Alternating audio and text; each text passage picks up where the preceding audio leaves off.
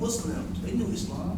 What Muhammad Ali said in 1964, I got it on my Facebook page. He went to travel to all parts of Africa, and he said that every African leader said, how is the Honorable Muhammad doing? 1964. He said Nasser, Gamal Nasser, the leader of Egypt, the leader of Arab nationalism, asked him, how is the Muslims in America doing? How is the Honorable Muhammad doing? And he said he would never got that kind of audience, if it wasn't because he was a follower of the Honorable Elijah Muhammad. He said then he went to different places and they gave him this gold masjid. That's what they gave Ali, Muhammad Ali at that time, 1964. A gold masjid. And he came to Harlem, the army in Harlem, to speak. The Honorable Elijah Muhammad speak in 1964. Ali came from Africa, got off the plane to meet with the Honorable Elijah Muhammad at Harlem at this particular lecture. They allowed Muhammad Ali to speak, and like I said, he said what he said about the leaders of Africa, and he said, they gave me this gift for myself. He said, I can't take this gift. He said, I'm giving it to the Honorable Elijah Muhammad. He gave it to the Honorable Elijah Muhammad, he gave it to him, put it in his hand, gave it to him. He said, and the reason why they gave it to me was because of this man, this man, this man. And the reason why they honored me is because the work that this man is doing in America, what this man is doing in America. So the point I'm making is that every Muslim in the world know about us. They know about our community. They know about our history. And I put an article last week on my Facebook page by the New York Times showing the impact of the Saudi influence of Islam on the world. So part of what you see in these cities when you call the Salaf, or when you see the Wahhabis in our communities, the people, the social scientists are telling us, they're showing us, they are able to give us evidence that perhaps the Saudis were playing a game and trying to put the light out for progressive Islam. The voice of progressive Islam, the voice of Islam that will be competitive in the world, or the actions of Islam that would establish communities. They put the light out on that progression by introducing to our communities an idea of Islam that is retardation, social retardation. And the sociologists, they know this. They are saying this, that they blocked the Imam W.D. Muhammad. When Imam Muhammad withdrew his support from them, when he knew that they were trying to hold him hostage, when they wanted to give him money, but they wanted him to advocate the Wahhabi doctrine, and they wanted to have their books in our schools, our Muhammad schools. And Imam Muhammad rejected it. He said, no, you can't go that way. I'm an independent man. I'm an independent leader. I come from Muhammad. I'm independent. I can't accept you taking me and being my leader. Well, Allah's best me to be the leader. You know what I'm saying? You know what I'm saying? That's right. And he asked us in Newark, New Jersey. He said, we are withdrawing from the Saudis. But I'm asking you as a community, are you able to be independent and do without Saudi money? Are you able, were you willing to do it on your own? And we all said, yes, Brother Imam, we would do it. So now, that's the obligation on us. New Africa, CPC. You think they're supposed to die with the Imam? You think CPC is supposed to die with Imam Muhammad? Imam Muhammad in his lecture, in his literature, he said with CPC, in changing them over, he said, I don't take any money from CPC. He said, and when we start becoming progressive and successful with CPC, he said, maybe I might take some money there. He said, but until we are able to be successful with CPC, he said, I don't want anything from it. He said, I want to see the investors get their money. He said he wanted to see the investors get their return. The community is now obligated to fulfill the vision. CPC, school systems, Mohammed school systems, restaurants, senior citizen homes for our seniors, for the men and women that worked in this community, not only for the Muslim men and women that worked in this community, but for Christian men and women who worked in their community, and other people who have worked in their community. We are responsible for building senior citizens homes for them. I'm from New York, and I see what the Christians have done for our senior members. They are housing our senior members, the Christians, African American Christians. But that's our responsibility. That's New Africa. That's New Africa. So the point I'm making with all this is that New Africa is tied to your religion. There's a religious obligation. There's a religious responsibility. There's a new way of seeing our Islam established. New Africa is you. It's your manifestation of healing our society, of bringing back life to our society. In Chicago, last month, August, just in the month of August, 90 murders in the city. In Cincinnati, murders among black youth.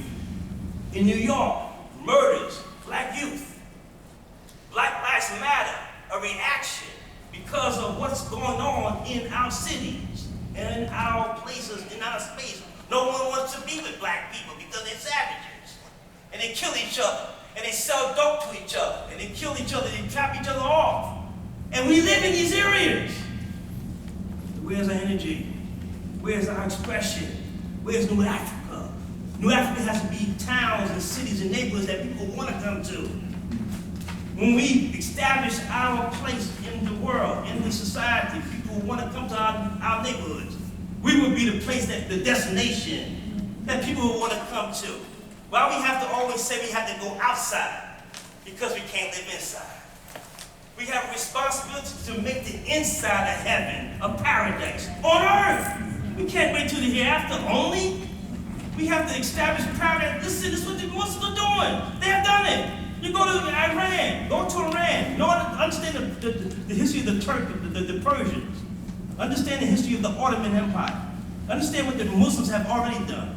In Iran, the Persians, man, in their life, their homes, they got gardens and rivers and their courtyards. That's part of the way they live. You know what I'm saying? So you can have great things. You can have waterfalls and all that kind of stuff in your backyard, right in Harlem, right in Atlanta. You can do that. You know what I'm saying? We can do that. We have to bring garden life, paradise life, into the hood. Yes. You know what I'm saying? Right. And I'm telling you, when we do that, man, everybody will be satisfied. America will be satisfied. White folks will be satisfied. Everybody will be satisfied. And then they will elect a Muslim president. That's right. And you will start seeing Muslim senators. And you will start seeing Muslim congressmen. And you will start seeing Muslims in charge of schools and colleges, Harvard and Yale. This is what would happen. This is going to happen. This is New Africa. This is going to happen. Muslims are going to be in charge. Muslims soon will have and they don't have to have a lot of numbers. The Jews don't have enough numbers. They don't have the numbers that the Irish got. The Jews don't have the numbers that the Italians got. Jews don't have the numbers that the Germans have in this country. The Jews don't have the numbers that the other European extracts have in this country. But they got power, though. They got some power. And let me tell you something. Our Islam, taught by Imam W.D. Muhammad and the Honorable Elijah Muhammad, was positioning us to have the same type of power. The same type of power. So we betray ourselves when we don't support the mosque here. We betray ourselves when we don't support this young man here, this man here, that's keeping alive the legacy of the mosque here and the Mr. Muhammad. We betray ourselves. There's no such thing as 2 conventions or 3 conventions. How the hell you gonna have 2 conventions, 3 conventions, and we only got 5 people? Anyway, you know what I'm saying? It's a fact.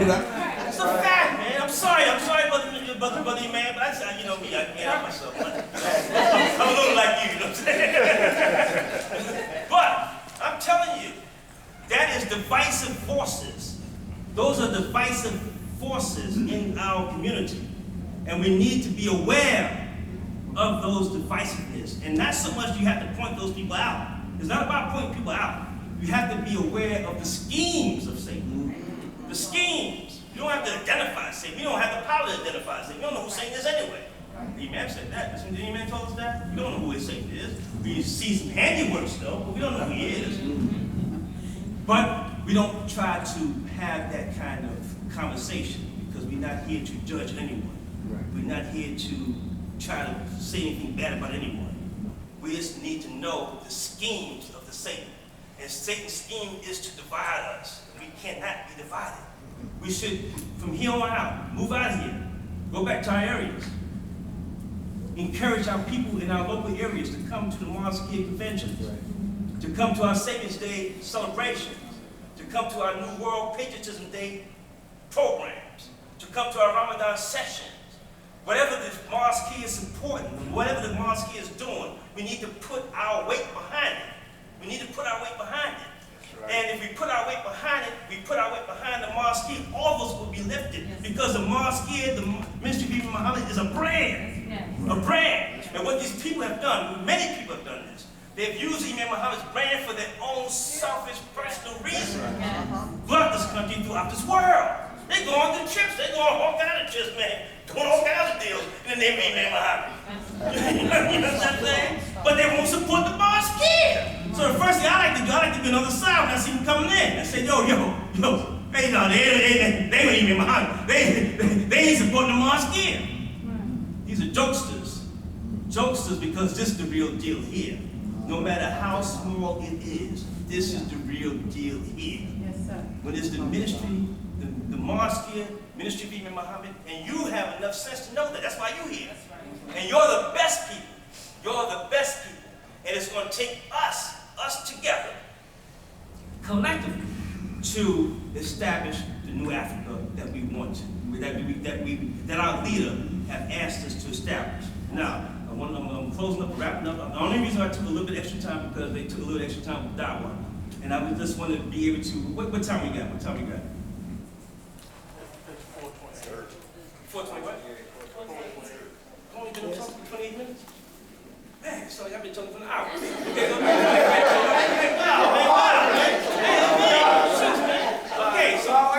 So we're gonna get right into some of the what I have here, and that's I gave you a few things.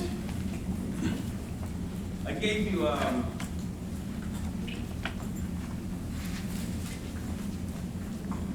I just want to say this is serious work, all right? It's very serious work, and I'm glad we have the numbers that we have. I think if you can, if everybody can put their name on the pad, because we want to stay in contact with you. The kind of person I am, I just can't help myself. Please put your name and your email on it. Name and email. If you got a Facebook page, put your Facebook page on it. What we want to do is that we want to stay in contact with each other throughout the year.